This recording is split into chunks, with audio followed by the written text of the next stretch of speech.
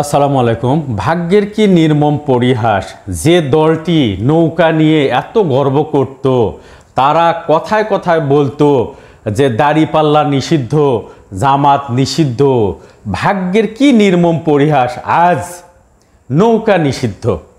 বাংলাদেশ নির্বাচন কমিশন 115টা প্রতীক প্রকাশ করছে, এর ভিতরে নৌকা নাই, নৌকা স্থগিত।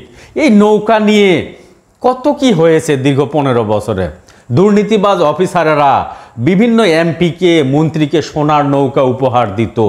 দুর্নীতিবাজ অনেক অফিসার ছিল, তারা যে চেয়ারে বসতো, ওই চেয়ারের পিছনের সাইডে যে কাঠ, এই কাঠে তারা নৌকা খোদাই করে রাখতো।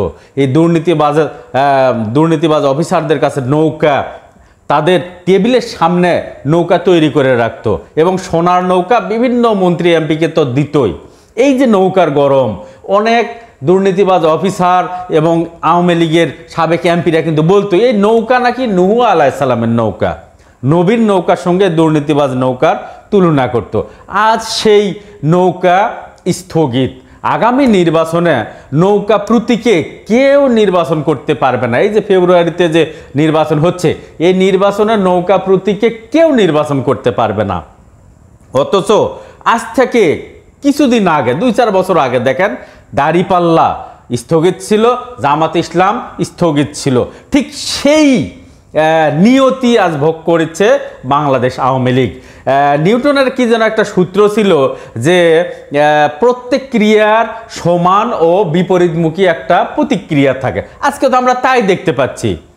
আওয়ামী লীগ নিষিদ্ধ করলো দাড়িপাল্লা, আর এই সরকার নিষিদ্ধ করলো নৌকা। আওয়ামী লীগ নিষিদ্ধ করলো জামাত ইসলাম, আর অন্তর্বর্তী সরকার নিষিদ্ধ করলো বাংলাদেশ আওয়ামী লীগ। তার মানে বাংলাদেশে বড় দুইটি দল এখন পর্যন্ত নিষিদ্ধ ছিল। সেটা হচ্ছে বাংলাদেশ জামাত ইসলাম নিষিদ্ধ ছিল, বর্তমানে তারা নিবন্ধন পাইছে, দাড়িপাল্লা পাইছে। আবার নতুন করে নিষিদ্ধ হয়েছে আপনার বাংলাদেশ আওয়ামী লীগ, নৌকা। এখন কি হবে? দুর্নীতিবাজ অফিসারদের কি হবে? আওয়ামী লীগের মনোনীত প্রার্থীদের কি হবে? নৌকারই বা কি হবে?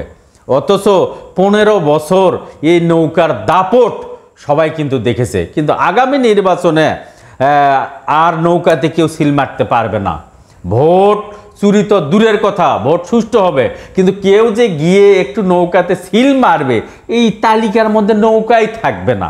কারণ এই ভোট কেন্দ্রে নৌকার অসংখ্য কর্মী কিন্তু যাবে, ভোট দেওয়ার জন্য যাবে, কারণ নিরপেক্ষ ভোট হবে ভালো, স্বচ্ছ। সুতরাং অনেক আওয়ামী লীগের সমর্থকেরা, নেতারা না গেলেও সমর্থকেরা কিন্তু যাবে ভোট দেওয়ার জন্য, গিয়ে কিন্তু নৌকা খুঁজে কিন্তু যখন পাবে না, তখন অন্য কোনো প্রতীকে সিল মারতে হবে। এটাই হচ্ছে আওয়ামী লীগের কপাল। ঠিক আছে দর্শক শ্রোতা, ভালো থাকবেন। আসসালামু আলাইকুম।